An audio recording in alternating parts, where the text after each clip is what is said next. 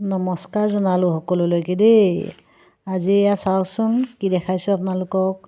বহুত পুৰণি এৰী সূতা অলপ বাকচত সোমাই আছিল।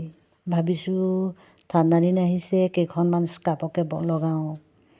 যিহেতু আজিকালি এৰী চাদৰ ব্যৱহাৰ বৰ কম কৰে মানুহে। বাকচতে ভৰাই থোৱা আছিল বহুদিন।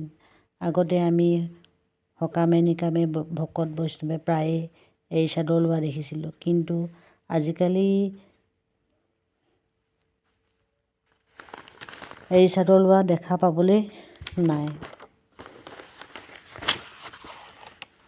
এই যে সূতাখিনি দেখিছে, মোৰ শাহু মায়ে কাটিছিল। আজি প্ৰায় 10 বছৰেই হ'ল শাহু মা এই পৃথিৱীৰ পৰা বিদায় ল'লে তেওঁ, কিন্তু আমি সূতাখিনি এনেদৰে ভালকৈ বাকচত ভৰাই থোৱা হৈছিল। বগাকৈ দেখাই এইখিনি যে বগাকৈ দেখিছে, এইখিনি শুকানকৈ কটা আৰু কিছুমান তিয়াই কটা আমি দেখিছিলোঁ। এই ক'লা অলপ পৰা নিচিনা হৈছে, এইখিনি হ'ল কাটি তিতাকৈ তিয়াই লৈ কটা দেখিছিলোঁ, আৰু এই বগাখিনি শুকানকৈ কাটিছিল।